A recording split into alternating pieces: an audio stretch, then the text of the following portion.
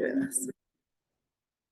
I could just. If you could just I be taller. There you Okay, go. You have a here we little go. box I can stand on? Yeah, we're gonna get you like a little platform up here. Okay. Meetings being recorded, got it. All right, we're gonna talk a little bit about the market, what's going on in our local market. If you were at Mega Camp last week,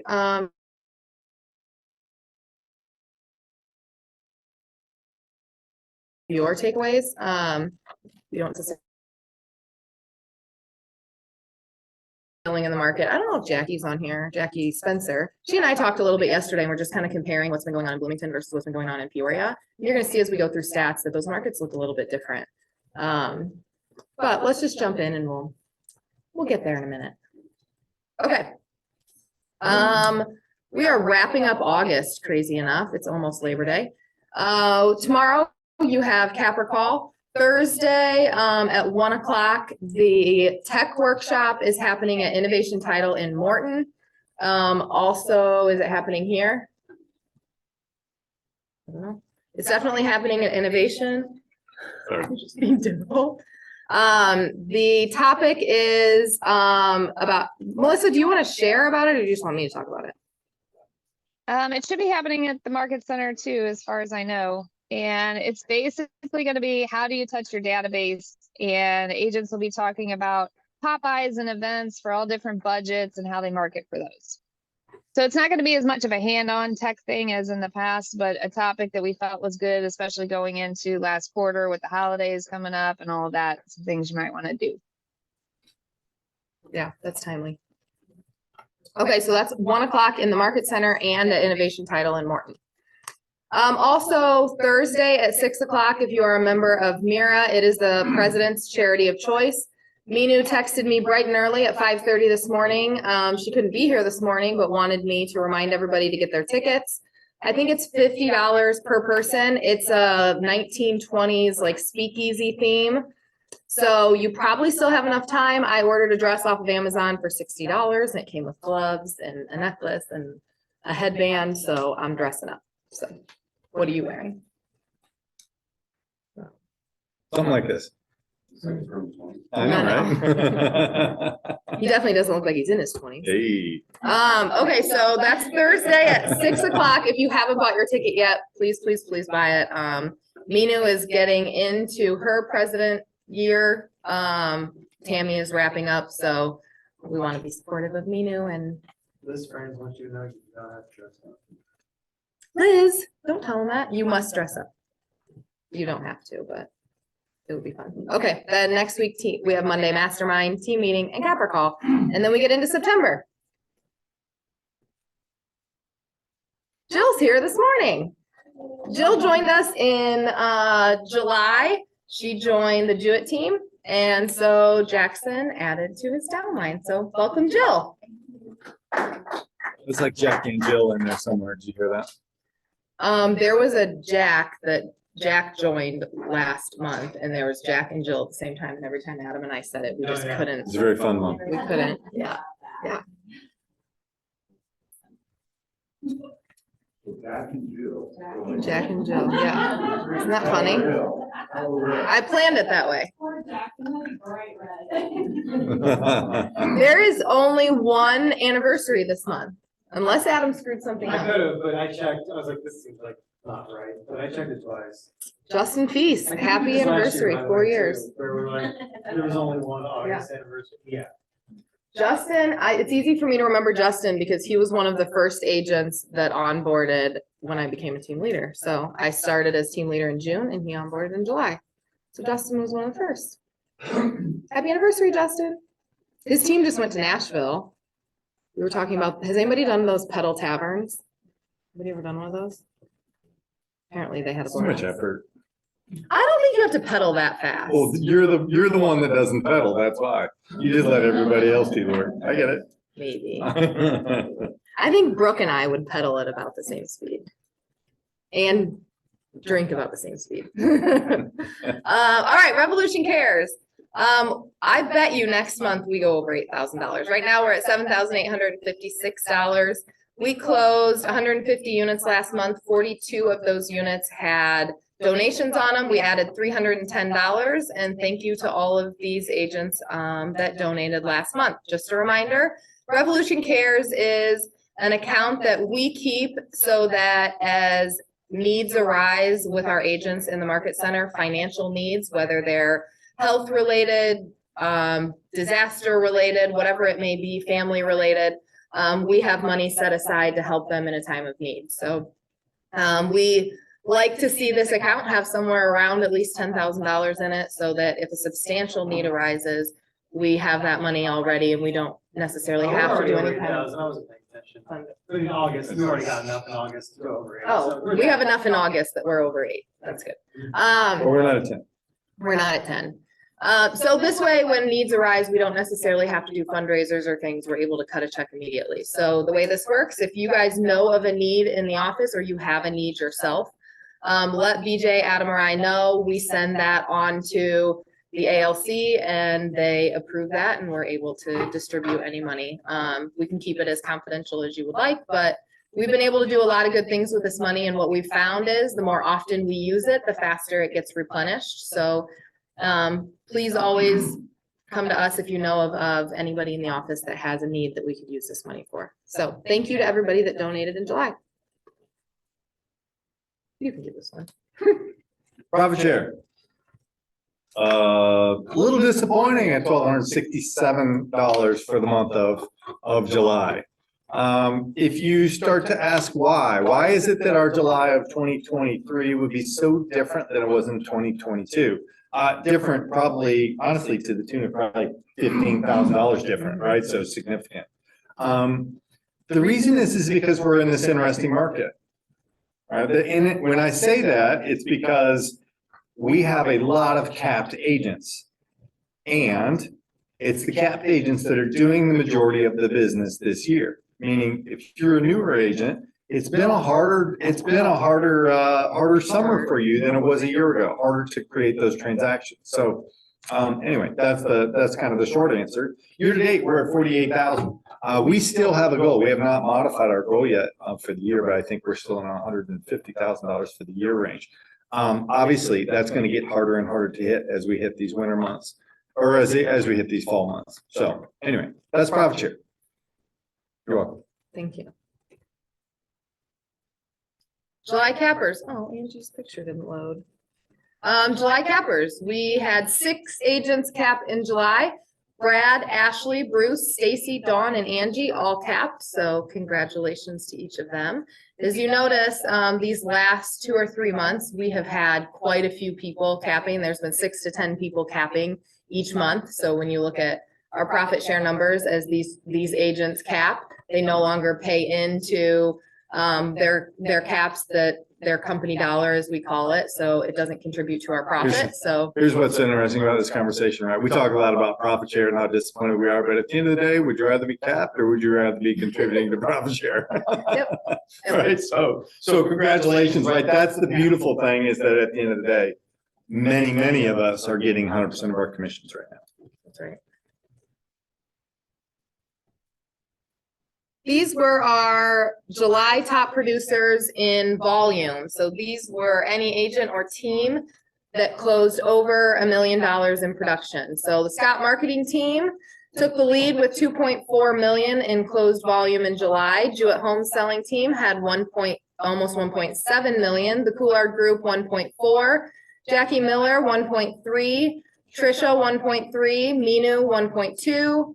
Schneider Home Group 1.2, Mathis Home Strategies 1.2, and Tucker Home Marketing 1 million. Good to see Tucker back on that board. Right? I had a question come up last month because some offices do these. They do teams separately from individuals, and so I had this question last month of, well, how it's always teams up there. And my answer was, as the leader of a team, you take on a greater responsibility, you take on a greater overhead, you take on a leadership role, so it gets to be your name. So if you're an individual that wants to be on that board and you're not hitting $1 million consistently, step into leadership and grow a team. So You're I don't know. We're keeping it. Top producers in units.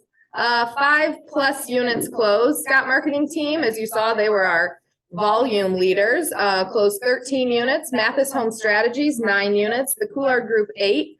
Jewett Home Selling Team and the Schneider Group each closed 7. Jackie Miller and the Dice Team closed 6. Minu, Adrian and Casey, and Trisha all closed 5. Congratulations to our unit producers.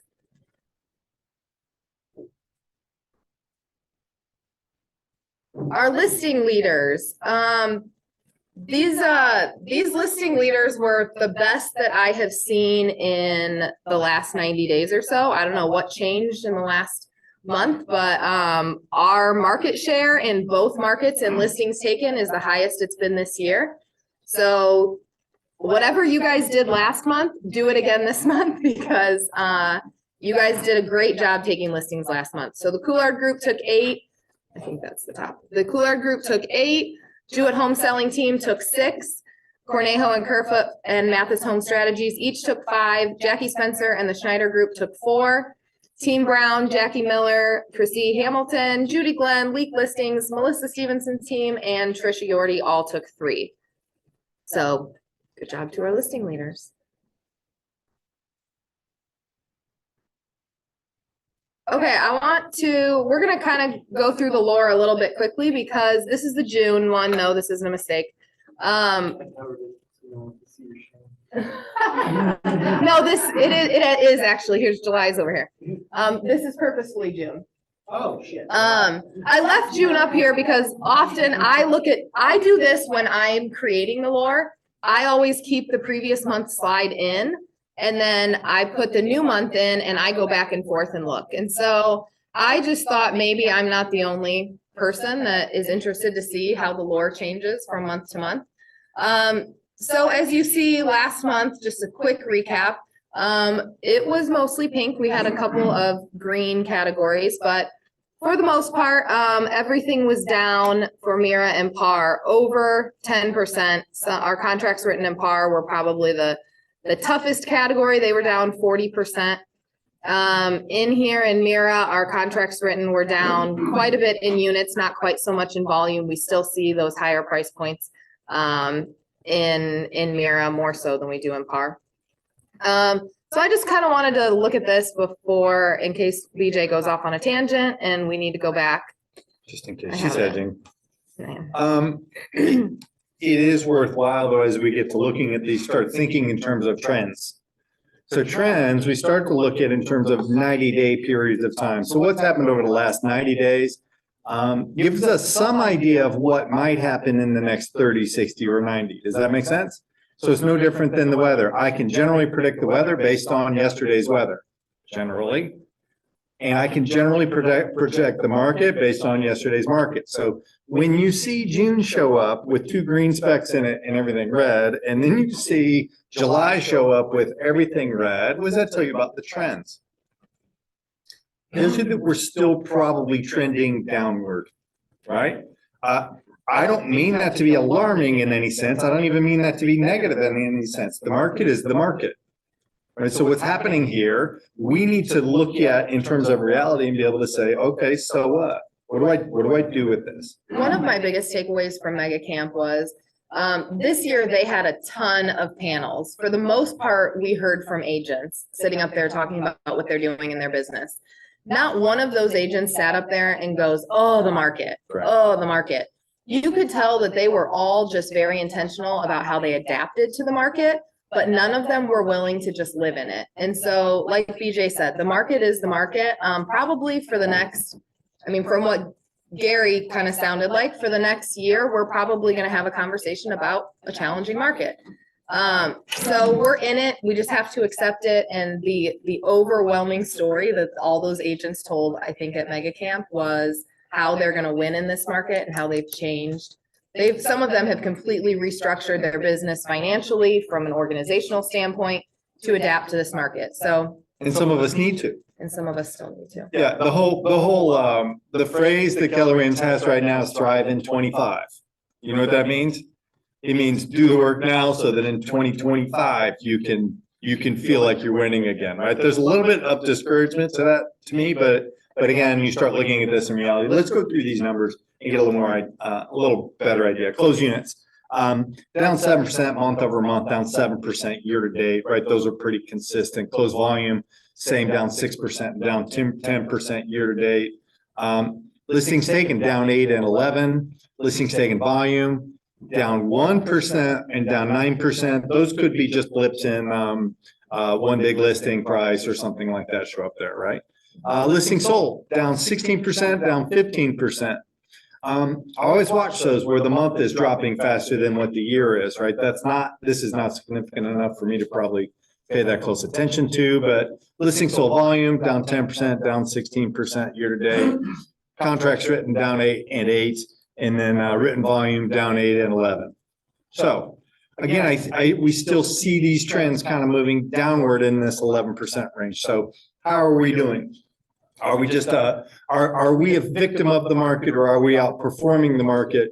Man, if you line up KW Revolution relative to Mira, check out how wildly different those year-to-date numbers are. Down 7 versus down 25, down 10 versus 19, 11 versus 19. Right, but you see, and we're significantly outperforming what Mira is doing as a market overall, right? So that's a really good sign. It makes me proud of our leaders, right? To be able to say, hey, there's something going on in this business that's different than what the market is. So look at KW versus PAR. Same, down 7 versus 18, down 10 versus 13, down 11 versus 19, right? So we're seeing the same trends in PAR. Now, again, this doesn't make it feel any better for us. It just tells me that, hey, we're doing something a little bit different. Now the trick is, can you identify what it is? One of the things that I watch closely when I look at this is the difference in closed units, contracts written, and listings taken.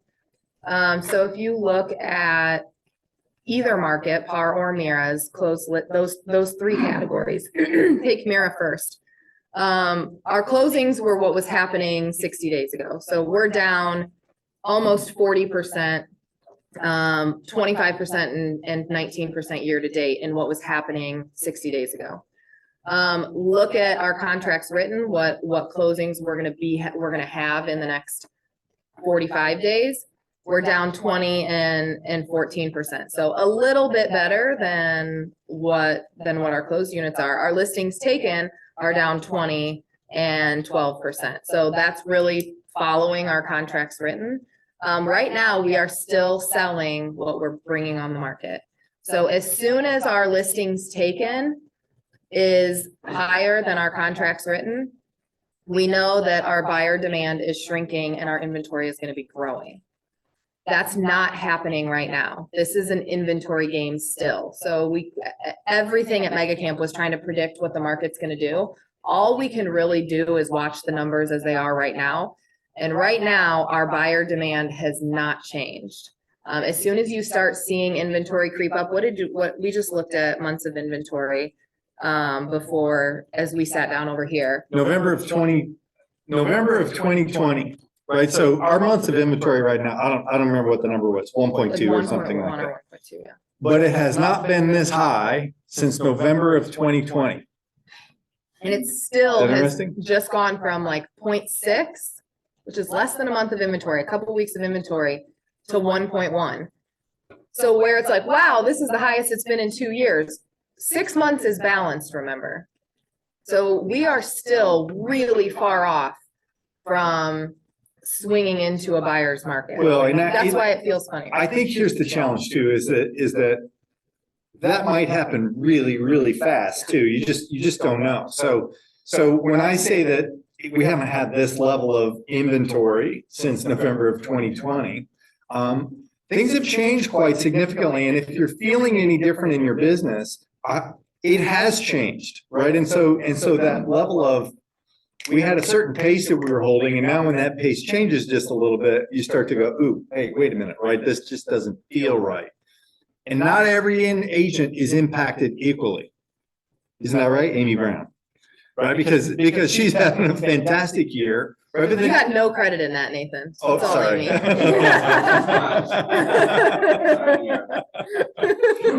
But right, the Browns have had a great year, right, despite the shifting and changing market. And it's because of the things they're doing that gets business, right? It's not. This is where we start talking about this company dollar trend or this profit kind of trend for us.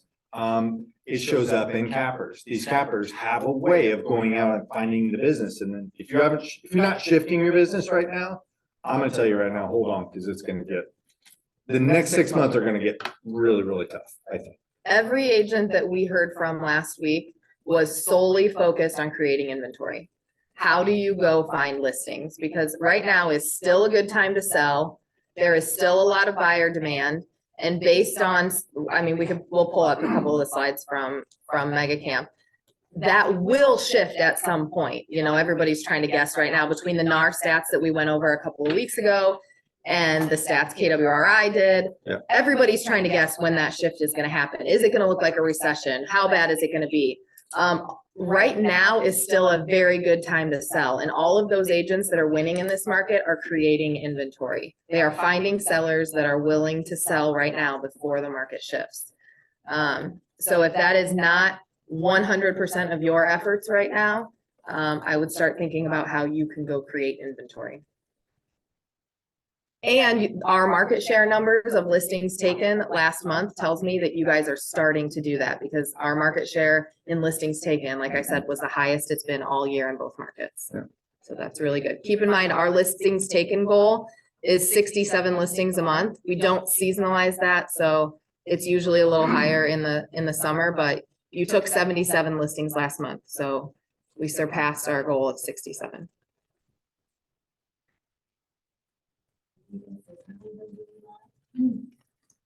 In the early, like first quarter, no, we did not. First quarter, we were under 67, I think in January, February, and March. We've hit that every month since then. Although we're still down 84 listings is what we took this time last year. For July, yeah. So we're still off a little bit. I mean, 8%, but our volume is only off 1%. So it tells us you're taking higher price listings.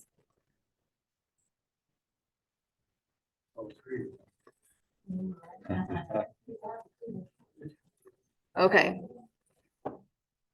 Let's go through a couple of these. The only one of these I want to show.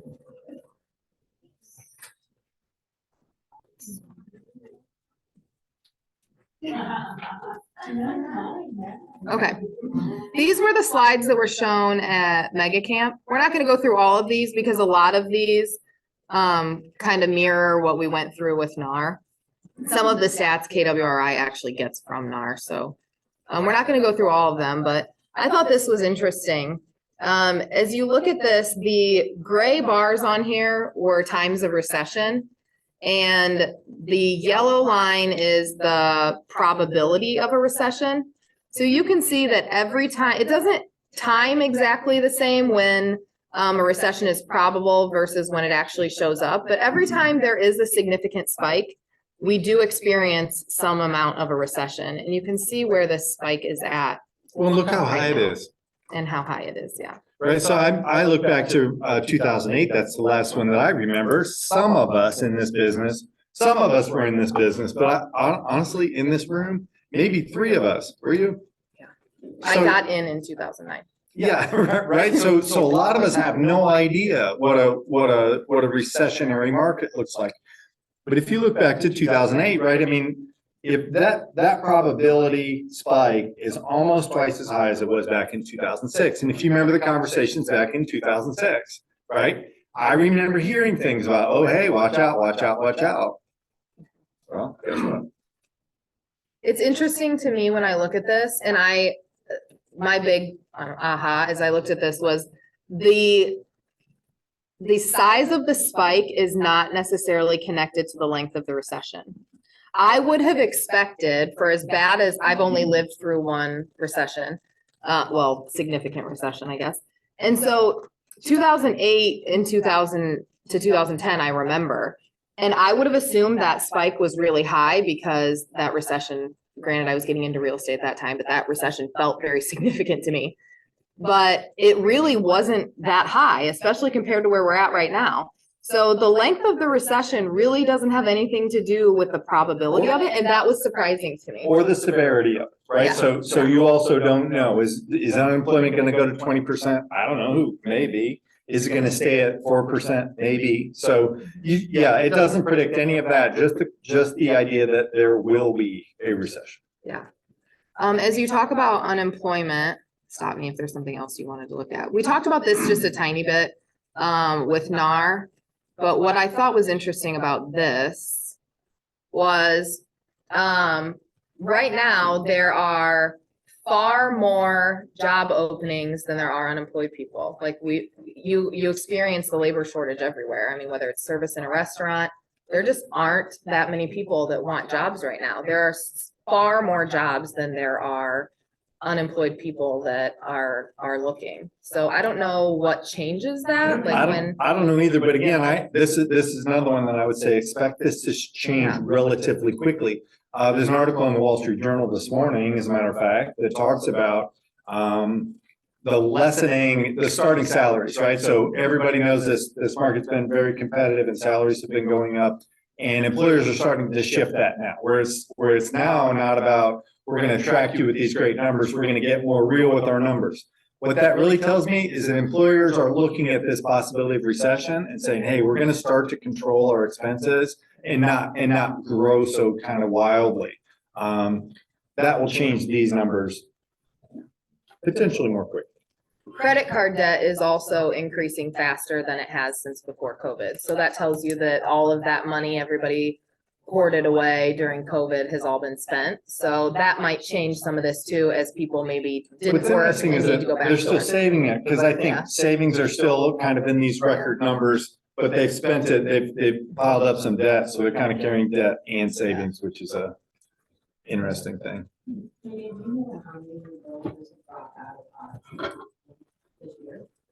You know what, I had those numbers, who's on the board in here, nobody, Me? I mean, they could pull it up real quick, but It's not the 20% that we thought. it is Um, down. But it is down, yeah, and new members are down. So what, both associations budgeted for new members has not been met. They expected more people to get licensed than what have. But we haven't seen, I don't know about PARS drops, but Mira has not seen 20% drops. However, you guys are in a renewal year. Reminder, everybody renews in April, start your CE. You renew in April and your dues will come up in October. So we usually see the bulk of drops when dues happen. So I would guess we're gonna see a ton of people drop in the next 90 days.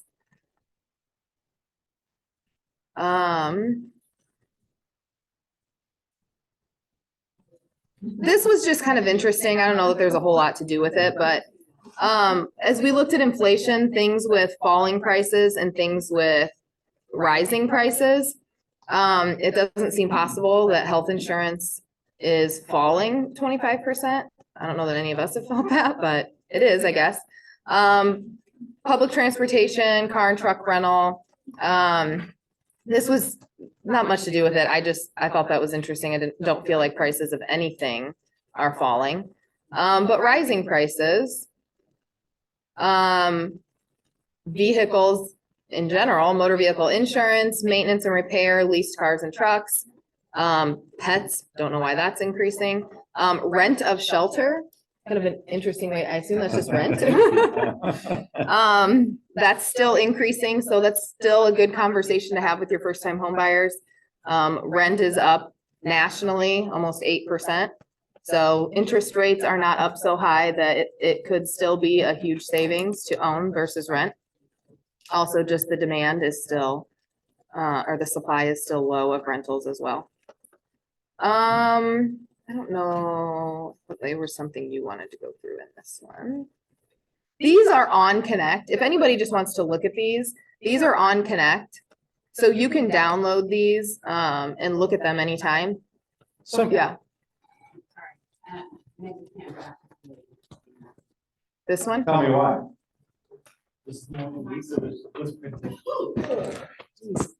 I thought that was interesting at Mega Camp, just because people are freaking out about the interest rates and yeah, we're not in the 80s and we're not going back there, but look at what, other generations had to compete with. And I've got a buyer right now who is just whining about his interest rate, and I think I might print this out and show it to him today, as a matter of fact. Yeah, when you look back at that historical average, right, the 30-year historical average shows up at 5.97. We're at 6.6 right now. And that's actually ticked up a little bit since these slides were created, but still historically, they're very, very good. If you look though at the last 10 years, the reason it feels so bad is because the last 10 years have been so low. So all of a sudden, right, we have this full shift in our minds. Predictions are that still will probably come down sometime in the next 12 months. So. This isn't a bad slide to just print out and have in your buyer packet or whatever. you give to 100% buyers, needs to be whether- in there, yeah. I don't care if you just text them a picture of this, like, this is just a good visual for buyers. I was just gonna say that I sort of have a different idea on the Fed just keeps wanting to raise the rate, raise the rate, raise the rate to curb inflation, but I don't know that they realize that the people who have a really amazing interest rate, like 2.5, 3, whatever it is, none of those people are gonna wanna sell their house now. And so that's not helping to add to our inventory because people are not gonna wanna give up the rate they have. And I don't know if the Fed if that even occurred to them, but I just feel like it's not gonna help our inventory problem at all. I think, Is there an equity at some point where I- their equity in their home is so great that they go get a second home? Where did we just see these cash slides? This came from NAR last week or 2 weeks ago when we were talking. On some level, 40% of the people own their houses outright, right? So 40% of the people could pay cash for new. A full 70% have something like 70 or 60% equity, right? So it's That's why they don't own it right now, because all we have is the here's the keep in thing. mind though, they're still getting married, they're getting divorced, they're having kids, they're relocating. Unless for your clients that are like, hey, I have 2.5%, I don't want to move. Okay, are you gonna retire in this house? Because for somebody my age, that answer is probably no. So you're not gonna keep that rate forever. So you might as well buy now, get into the house that you want. I think it's Ryan Dice that always says, date the rate, marry the house. If rates go down, refinance. But we don't live our lives for interest rates. You live your life for whatever house you need that, Yeah. that accommodates your family. So I think there's just this sticker shock because rates went up so fast. We're never gonna see 2.5% again in my life. I mean, any lender I've talked to has been like, that was great, hope you enjoyed it, but it's never happening again. So for any buyers that are like, I'm gonna stay put until they drop down to 3 again, Yeah, they have. you're gonna die in that house. So if that's your plan, Well, good, you're not a seller anyways. What you want to do though, as a real estate professional, is figure out what is my strategy for these people. So if I do have that person that says, I'm not doing anything until it's 3% again, you have the job of just staying in relationship because at some point in the next 12 or 18 or 24 months or whatever, they're going to experience a life change or they're going to shift their mindset. And you're going to be the one standing there that's been in the conversation the whole time. Right. So the real goal is, how do you build your relationships with this information? One of the speakers that I thought was really interesting at Mega Camp was, she talked about how she helps investors understand different options of financing. And one of the things she talked about was all of the clients she has that are sitting on a bunch of equity in their house, take out a HELOC and put that money down on an investment property. And if you don't want to touch your mortgage, don't, but use that equity as a way to invest in other real estate. And so she hits up a lot of her investors for things like that because they do have a lot of equity in their primary residences right now. And there's a lot of things that you can do with that equity that will make you more money. And so not that, that's not for everybody, but certainly something to talk to your investors about. I think this affordability is an interesting slide as well, particularly to see that we're above this 27% trend line right now. Right, so housing feels expensive.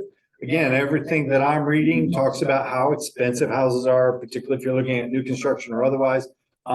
This points to it as well. So this tells me that as we're getting up into these peaks, could it go higher? Yes, probably. But generally, it's going to try to stay around this trend line. So who knows? Everything, it's funny that we're only 2% over the trend line because I think everybody feels like life is just more expensive right now.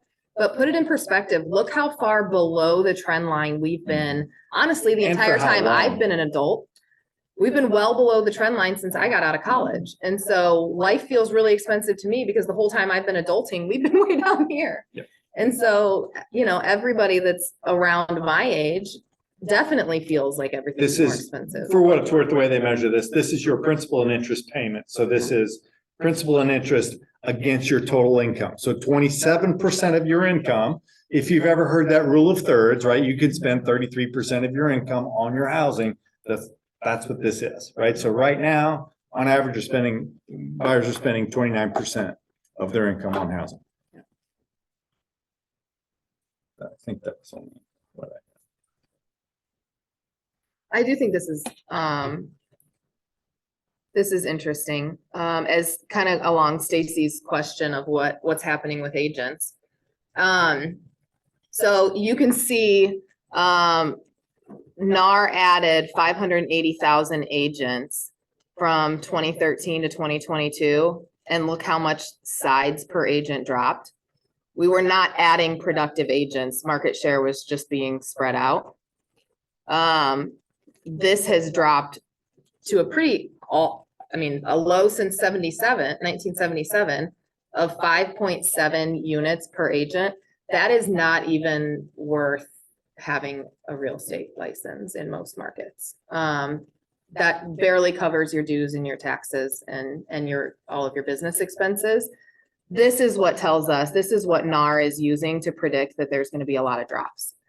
Because there's too many agents not making enough money. If you take our average price point of 200,000, Peoria is more like 160. And you're only selling less than 6 houses a year, it's just not worth. Yes, if you get $6,000 per transaction, and don't forget, that's assuming that it's a 3% co-op, and a lot of these are no longer 3% co-ops. Right. Right, so the numbers are getting harder. And that doesn't include the cap, your dues, your taxes. So you start looking at that and I would expect that there would be a lot of drops this fall to bring that number. I mean, 10 is kind of the historic average, and we're flirting with half of that. Here's what's interesting about that though, is the volume is up, right? So the volume is 1.4, what is that? 1.4 million per agent. What do we get paid on? Sides or volume? You get paid on volume, right? So when your volume goes up, even though you're selling fewer units, in theory, right, there's more money, or at least as much money in the thing. Now, what happens though, that unit's sides per agent number gets skewed because it's an average, right? That means some agents are selling a ton of them and some of them just aren't doing enough. But this market volume gives us an indication of how much money is out there. There's a lot of agents getting more than their fair share.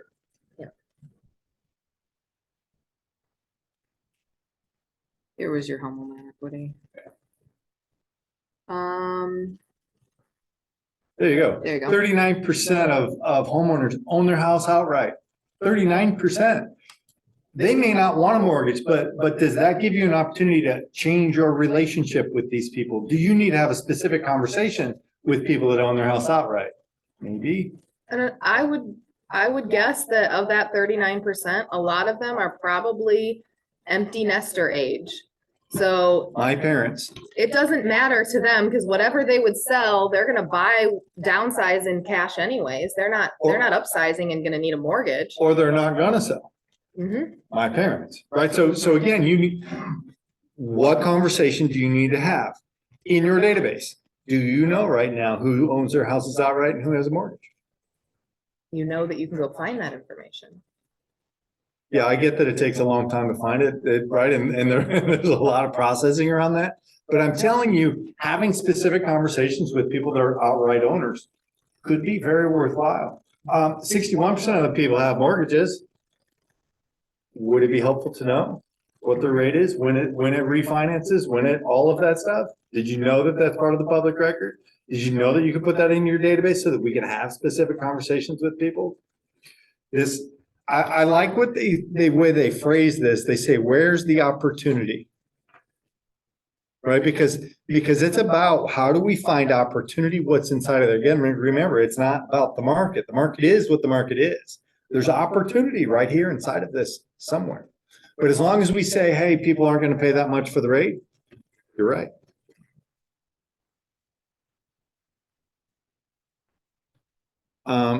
Here's the one where I got, this is that next piece. 31% have at least 50% equity, right? Again, there's opportunity in all of those. And then 30% with less than 50% equity. Those have changed significantly. I don't know how they calculate all those, but changed significantly over the last couple of years, right? A lot of equity has been created in this market. This is what tells us when you have people ask the question, are we in a bubble that's gonna pop like it did before? Not with this much equity in homes right now. Our home, there's no indication that our home values are going to drop. There may be people that overpaid on emotion because they really wanted a house, but they're not gonna be way upside down because they probably put a good chunk down in their down payment. So they may lose $5,000-$10,000, you know, that may happen. But they're not going to not be able to sell when they want to sell because they're upside down.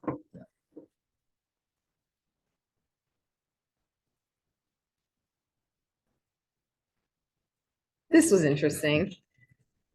I wish you could see the video of this. There was a guy that they brought up on stage that had this very conversation that Gary went through your dream car versus your dream home and how much better off you would be to put that money into a house than to put it into a car payment.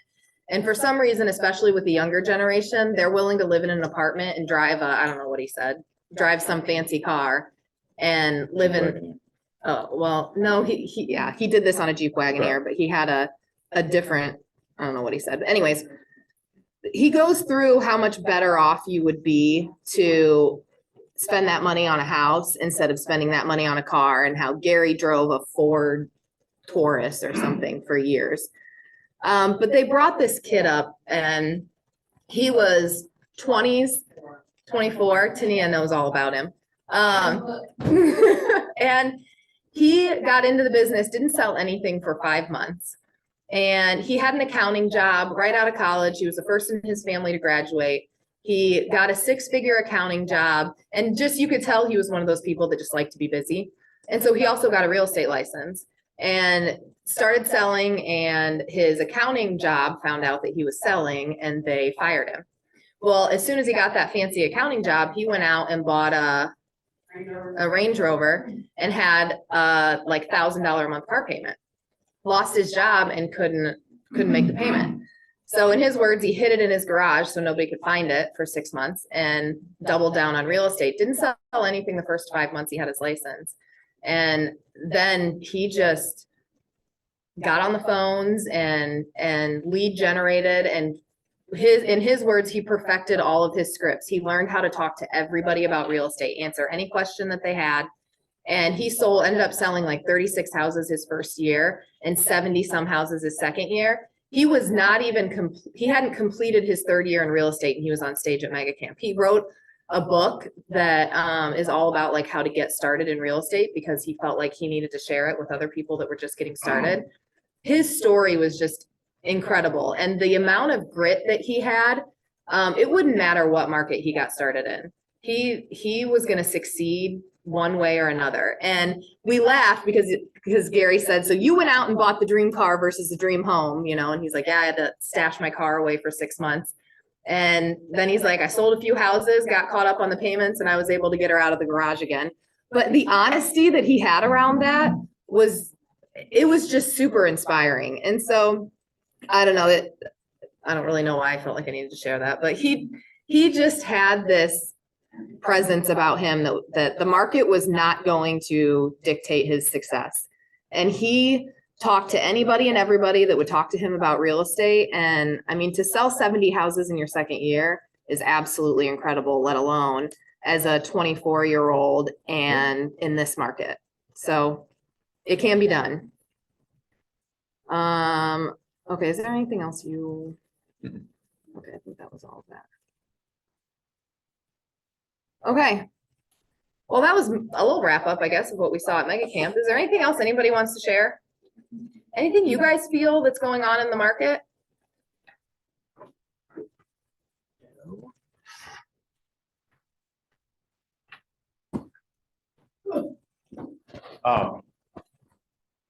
I've really experienced in the last 6 months, a lot of my clients over the years are now downsized. They want to sell their house, downsize. I've got a bunch of listings coming up and that's a situation. And when we talk about how many people own their house outright, so many of these people own their house outright. Yep. And they just want to downsize. I got one couple that want to downsize, not necessarily in price, but just in house, big 2-story with land. So I'm seeing a lot of that. I'm getting a lot of calls from people that are wanting to downsize and also some of them going into independent living. So that's kind of what I've experienced in my track out there trying to build my inventory. I got a lot of stuff coming up, but the majority of them are downside. Yep. That's again, find where is that opportunity, and being able to cull through your database and determine who's in those opportunities and how do you get into the conversation so that they're there so that you're there when they are ready. Any other thoughts? Do you want to share Yep. IALC? I don't know if you all know what the IALC is, but ALC is our Agent Leadership Council, right? They're the agents that help us make decisions for the Market Center. Well, the international ALC is the exact same thing, happens at Keller Williams International. And they made some big decisions last week, specifically regarding profit share. If all of you know, profit share has kind of been this thing that once you get vested, which I think it's 7 years in a day. 7 years in a day that you're vested in profit share, and then you get to keep it forever, right? Well, not anymore, right? So now, beginning on July 1st of 2024, if you leave Keller Williams and go to a competitor, any competitor, it doesn't really matter who, you will no longer receive your profit share the way that you did. You will still receive some, but only 5% of what you're used to getting. Even if you are vested. Even if you are vested. So it's different if you retire, right? So if you say, hey, I'm getting out of the business, I'm moving to Florida and I'm gonna go live the good life, you still get to keep 100% of your profit share. But if you go to a competitor, it will be reduced. You get 6 months. So if you go to a competitor, you get 6 months to come back, you get 6 months to come back. And this will be retroactive, right? Will be So retroactive. anyone that is currently in the profit share system, but is active at another brokerage will get notified that they have a certain amount of time to come back to Keller Williams or they will forfeit 95% of their profit That share. is correct. Please drop a dime on those people.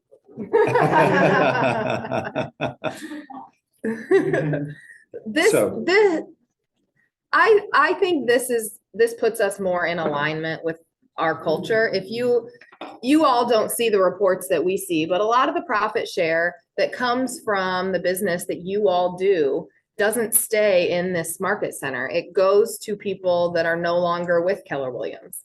And so this really makes profit share an opportunity for the agents that are part of what we're doing, that are helping us keep a market center that people want to be a part of. And so I personally think this is an awesome change. It was a needed change. That's per the ALC. One other change to profit share.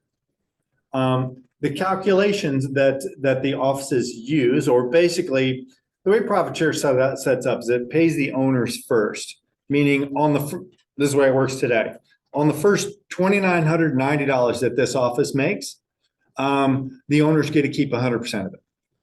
On the next $8,250, the owners get to keep, I don't know what these percentages are off the top of my head, but the owners get to keep something like 20% of it. And then after $11,240, we profit share 50-50. It's 47.5 versus 53.5, 52.5. Does that make sense? Those numbers are changing. So that number goes from 2990 to 10,000. It goes from 8250 to 20,000. It goes from 11,240 to 30,000. So effectively what that's going to do is going to make the owners of this company more profitable than they are today.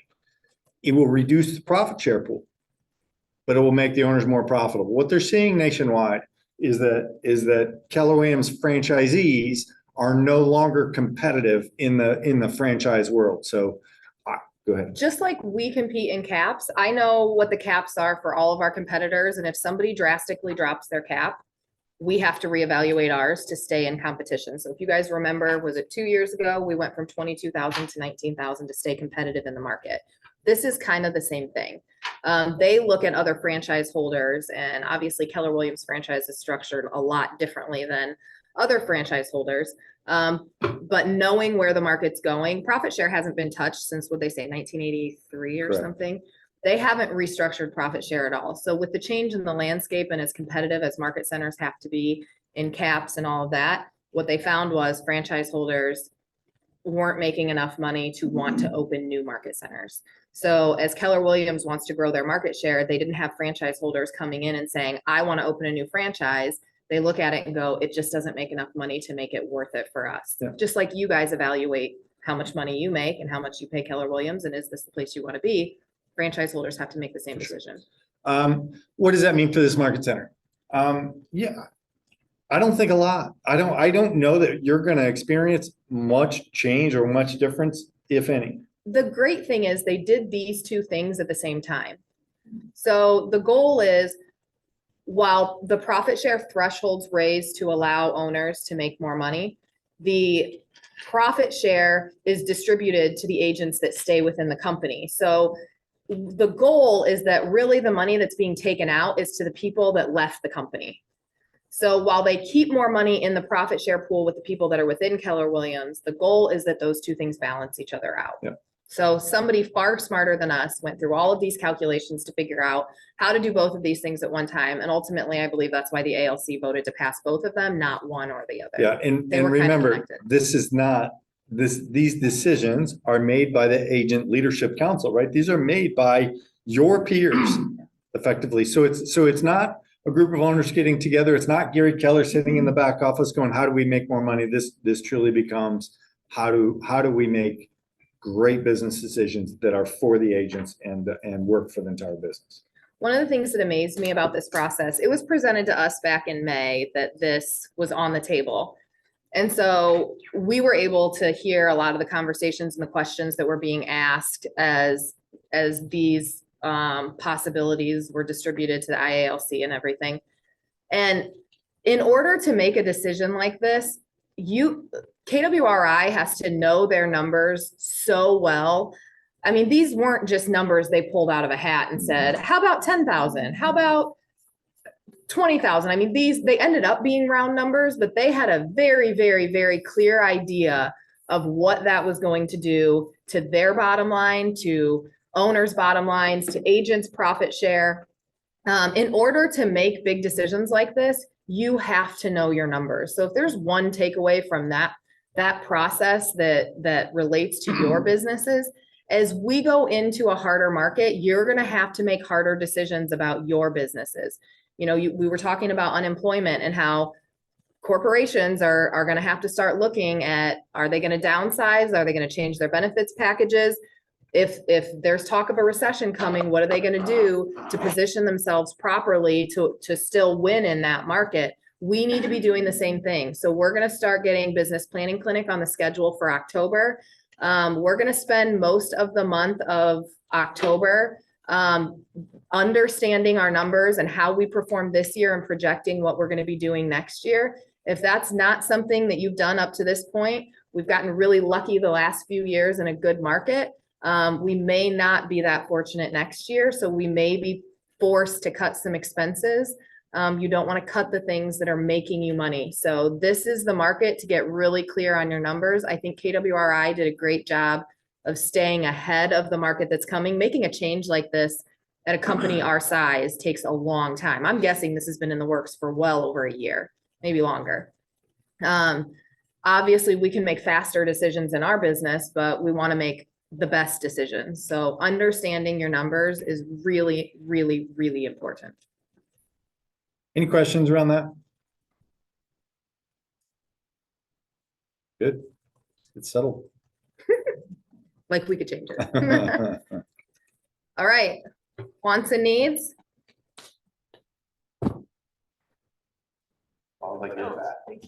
Yeah, I'll give it back. So we've had one on the private network for probably a good month now. But it is coming on Friday. It's 4201 Rock Creek Road in Waynesville. So if any of you have people wanting country properties, it's actually an affordable price range. It's only 250. It's 4 acres, 3 bedrooms, 1.5 bathrooms. The house is a little bit on the small side, but does have a big barn, has ability to have horses there, has a chicken coop. So it's a pretty good opportunity for somebody that wants the country. So it'll be 250,000 and we're going live Friday, hopefully morning.